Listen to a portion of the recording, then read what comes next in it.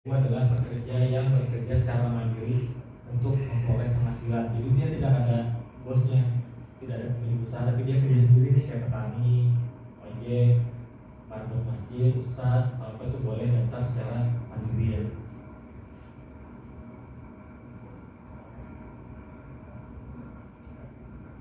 Nah manfaatnya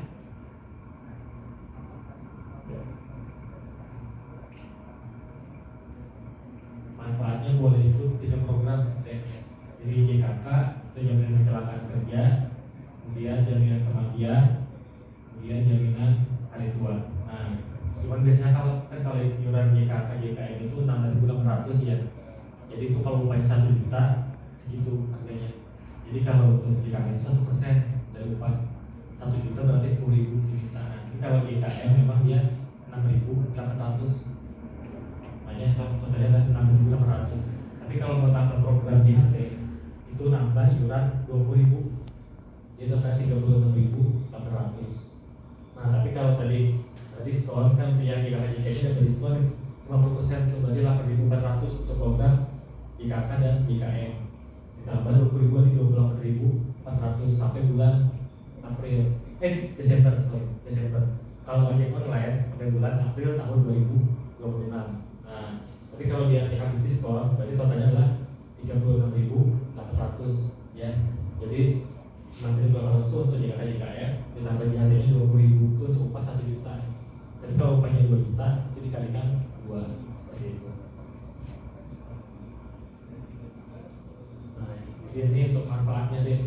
Jadi kalau kita amit-amit ya, kalau kita mengalami kecelakaan kerja, jadi kecelakaan itu adalah kecelakaan mulai dari berangkat dari rumah menuju kantor atau tempat usaha ya, dari lagi ke rumah melalui yang wajar untuk biasa dilalui. Nah tapi kalau pedagang kan fleksibel ya, kadang mungkin pedagang sayur keliling, karena pastinya keliling-keliling terus masuk komplek ini, gang ini. Nah itu kalau terjadi risiko kita cover.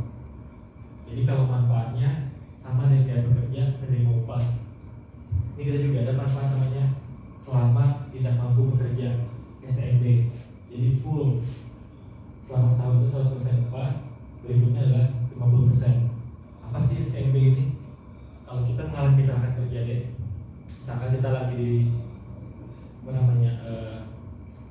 tukang ya, tiba-tiba pas lagi tukang jatuh, kakinya kesleo, nggak masuk tuh selama seminggu atau sebulan.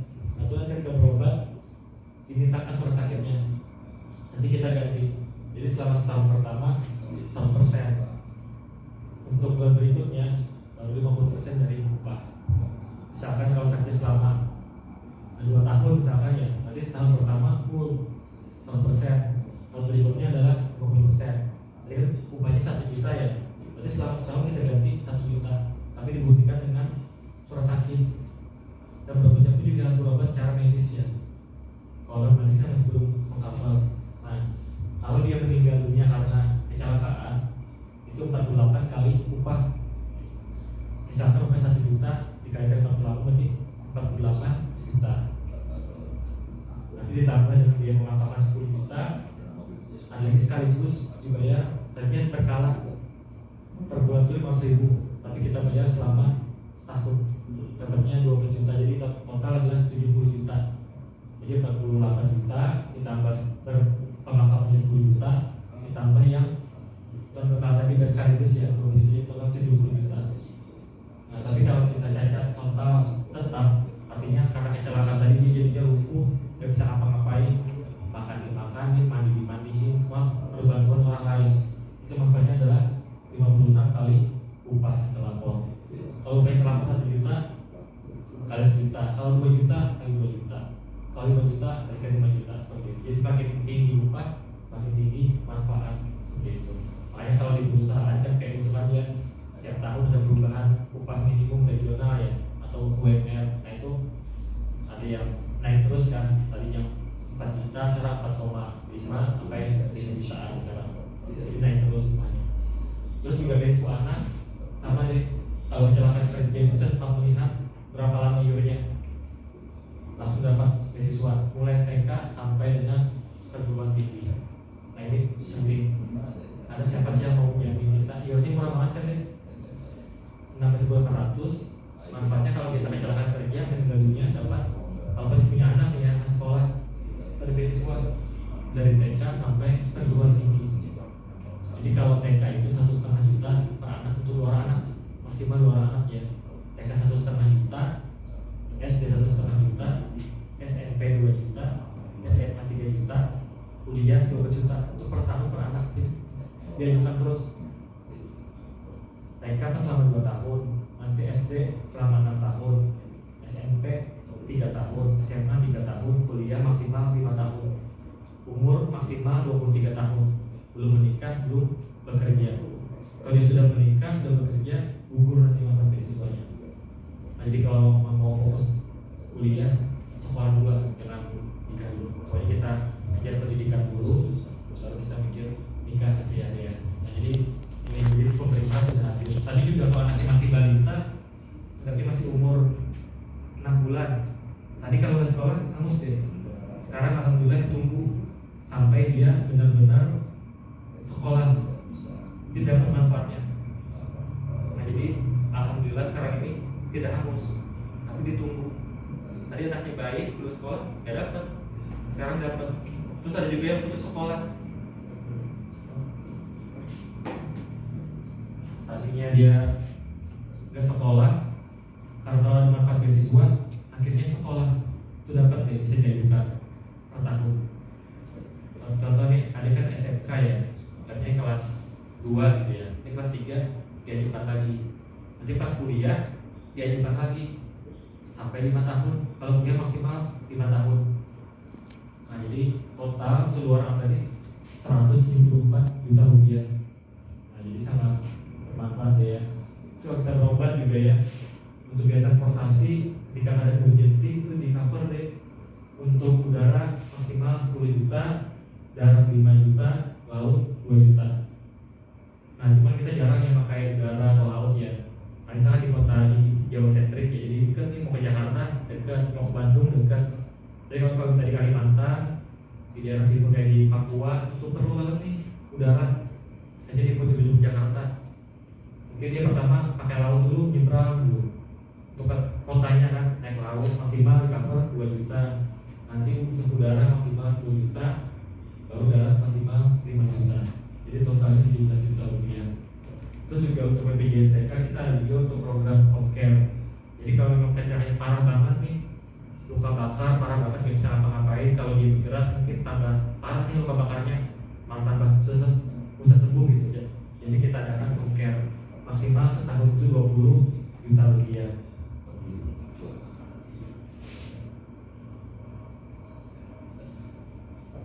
Nah, ini juga untuk kecelakaan lalu lintas, kita ada namanya COB dengan jasara harja ya. Nah, ya ini jadi kita ada jasara harja yang pengcover pertama, tetapi kalau tidak ada kaitannya dengan pekerjaan, nanti pengcover keduanya adalah BPJS tenaga kerjaan. Pengcover yang kedua, karena untuk jabatan memang punya jasara harja kan, tapi tidak untuk kemungkinan nih kayak tukang sayur kan, ojek online, atau mungkin orang kerja ke perusahaan, pasti dia lewat jalan raya kan. Nah, itu dicover oleh BPJS tenaga kerjaan lagi dia pulang pergi dari rumah ke kantor atau ke rumah. Tapi kalau dia mampir dulu, dicover nggak? Dia mampir nih ke kafe, nonton bola, habis pulang nonton bola, nah itu kita nggak cover karena beda urusannya dia. Tapi kalau dia ketika kerja, hari ini pulang sekolah, pulang magang di sini, pulang ke rumah, kalau dibilang dia ada kecelakaan, kita cover. Makanya kita juga mengimbau untuk anak magang terdaftar di BPJS tenaga kerjaan, karena manfaatnya pasti terlindungi. Kemarin juga ada yang meninggal nih, anak magang di daerah Cipendei, pas dia pulang, kan dia ngekos tuh, setiap akhir pekan dia pulang, pas pulang dari Cipendei ke Purwakarta kecelakaan, meninggal dunia, kita cover, alhamdulillah. Jadi kan artinya kan masih ada ini untuk buat selamatan kah, untuk buat apa masih ada deh ya. Jadi nggak benar-benar habis gitu. Kalau BPJS kan sebenarnya kita untuk apa namanya, menjaga kemiskinan ekstrim. Yang sampai ini ada warga miskin baru gara-gara meninggal dunia, gak ada duit, nanti tambah miskin, jangan seperti itu. Tapi yang benar-benar kita upayakan dia memang bekerja, jika dia meninggal meninggal dunia kita ada manfaat yang hadir sih. Nanti beda lagi nih kalau dia meninggal secara alamiah ya, jaminan kematian. Ini mungkin karena dia sakit, kita nggak tahu ya. Lagi dia masih kerja, dia kerja, tiba-tiba sakit gitu, nggak lama meninggal dunia. Nah itu kita dapat manfaatnya adalah sekitar 42 juta rupiah. Jadi dari satu hari kematian dapatnya 20 juta, berkala juga sekaligus dapatnya 12 juta rupiah. Tadinya per bulan deh 500.000 dikalikan 24 bulan. Nah tapi kan nggak efektif ya, jadi dibayar sekaligus 12 juta, pemakaman 10 juta. Total manfaatnya adalah 42 juta rupiah. Kemudian digaris anak kedua orang maksimal 124 juta.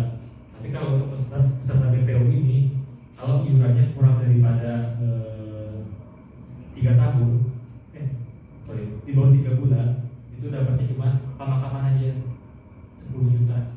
Kalau kurang 90 hari pesertanya. Tapi kalau sudah lewat 90 hari, dapatnya adalah 42 juta rupiah.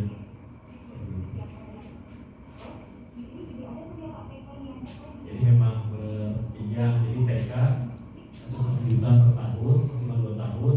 SD 1,5 juta, maksimal 6 tahun. SMP 2 juta, maksimal 3 tahun. SMA 3 juta, maksimal 3 tahun. Dan perguruan tinggi maksimal 5 tahun. Nah seperti ini. Aku izin mau spill ya, kemarin viral. Jadi pada viral itu kita ada kematian almarhum Bapak Sumarna ya. Nah beliau itu kan security di PJT 2 ya. Nah jadi memang pas kita kemarin cek lapangan, dia terinfo katanya lagi jaga pos, tiba-tiba namanya kita nggak tahu ya ada apa gitu, tiba-tiba dibunuh, dibuang ke waduk Jatiluhur. Nah itu pas lagi bekerja pakai seragam security lengkap masih pakaiannya. Waktu laporan pun dia lapor ke danrunya, Pak saya lagi jaga, ada tuh fotonya di luar malam lagi atau lonceng kan masih kerja dia. Nah jadi karena dia minta kecelakaan kerja, dapatnya adalah 48 juta nih. Kalau kita jika meninggalnya 264 juta 537 088, rumahnya itu sekitar 5 juta 20 ribuan, aku lupa persisnya. Jadi kalau dibayar 48 kali gaji dapatnya segini 264 537 088. Nah untuk JHT-nya ada 10 juta 600-an. Nah ini juga alhamdulillah dia ikut program namanya JP atau jaminan pensiun, sebulannya adalah 411.400. Nah anaknya ada 2, anaknya 2 orang ya dapat beasiswa. Jadi yang pertama itu kelas 3 SMA misalnya, 3 SMA atau 2 SMA ya, 3 SMA atau SMK ya, SMP Jatiluhur. Anak yang keduanya kelas 2 SD. Jadi dapat kalau total dapatnya 142 juta 500 ribu. Nah kalau tadi kan 174 juta itu maksimalnya ya, karena anak udah ada yang SMA dan kelas 2 SD, makanya kan nggak maksimal 174 ya. Jadi terhitung dari dia pertama beasiswa tadi, anak yang kelas 2 SD itu kan 1,5 juta sampai perguruan tinggi, totalnya 2 orang lagi 40 juta. Jadi lumayan nih, artinya tercover secara pendidikan. Jadi kita nggak perlu khawatir lagi nih ketika orang tua kita meninggal, alhamdulillah masih ada manfaat beasiswa. Ini penting, makanya aku pikir pendidikan itu mahal sebenarnya. Kalau kita sampai ada apalagi tulang punggung nih ya yang meninggal kayak Pak Sumarna kan, dia kan tulang punggung keluarga nih.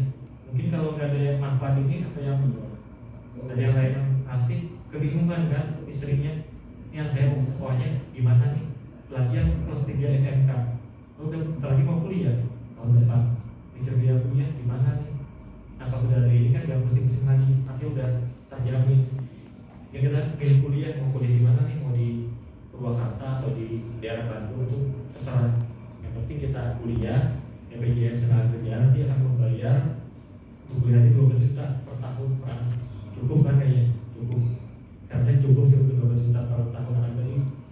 Jadi BPJS kayaknya sudah berjenjang ya. Kalau zaman dulu deh itu cuma 1 orang anak dapatnya 12 juta, udah habis. Sekarang zaman Pak Jokowi itu ada di PP 82 tahun 2019, alhamdulillah dibikinnya berjenjang. Karena mungkin dengan kurang ya. Kalau 12 juta habis kan, kalau untuk daftar kuliah mungkin habis. Tapi kalau dengan BI ini dia dapat terus, artinya terpenuhi, tahun berikutnya dapat lagi, tahun berikutnya dapat lagi, jadi tercover, pasti terjamin gitu. Jangan sampai nih dia sekolah tapi pas di tengah jalan kebingungan, biayanya habis. Namanya pemerintah membuatnya jadi terjejak seperti itu.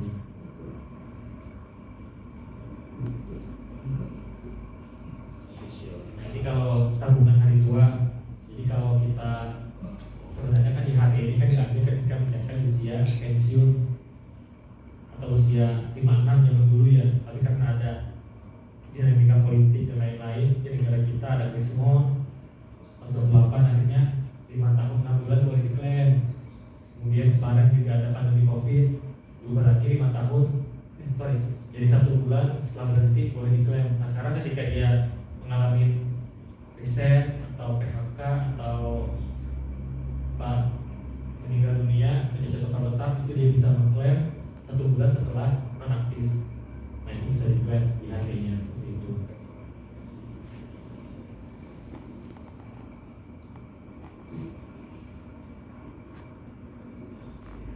Nah ini kalau kita berobat ke rumah sakit, kalau ada lihat di pelang-pelang di rumah sakit kayak di Bekasi atau di Siloam atau Raja, nah itu ada pelang-pelang PLKK atau pusat pelayanan jalan kerja. Nah itu bisa di-cover oleh BPJS Ketenagakerjaan asal masih dalam ruang lingkup kecelakaan kerja ya.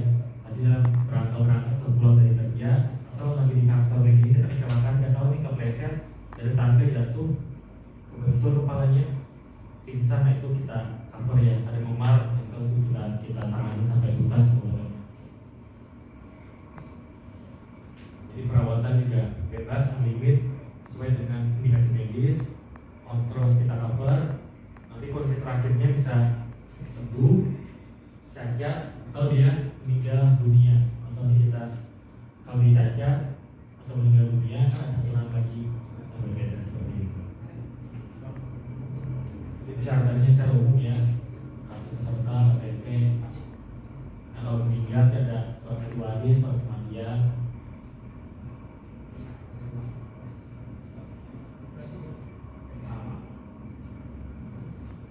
Syarat IHT ya, jadi kalau IHT sih standar sih intinya dia sudah berhenti bekerja, itu bisa melakukan klaim, tapi nunggu 1 bulan setelah nonaktif. Misalkan dia nonaktifnya per bulan, kebanyakan aplikasi demo kan, nah dia itu kelihatan tuh dia masih aktif atau nonaktif.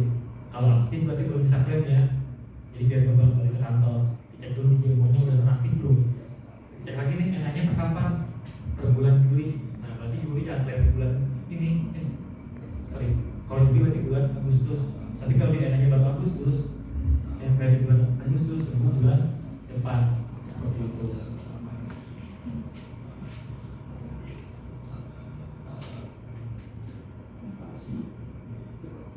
Nah tadi ya, jadi kalau dikatakan dari 1% dan upah 10.000, untuk JKM ini udah sama ya, mau upah 1 juta, 10 juta, 2.800.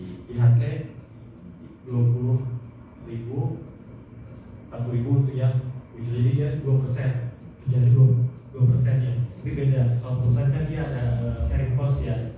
Jadi perusahaan tuh kalau IHT 5,7%, 2% dari pekerja, 2,7% dari perusahaan. Misalkan upahnya 5 juta, nah itu 2% dari pekerja, dikalikan 2%, 5 juta tadi. Tapi kalau perusahaan 3,7% dikalikan dengan 10 juta, berapa nanti dapatnya seperti itu. Tapi kalau kerja BPU itu murni iuran dari si pekerjanya, jadi nggak ada sektor dengan perusahaan.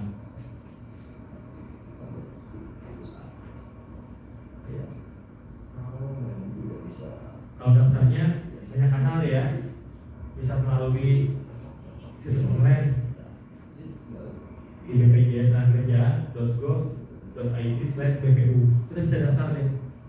Jadi kalau BPU itu maksimal boleh memilih 2 pekerjaan.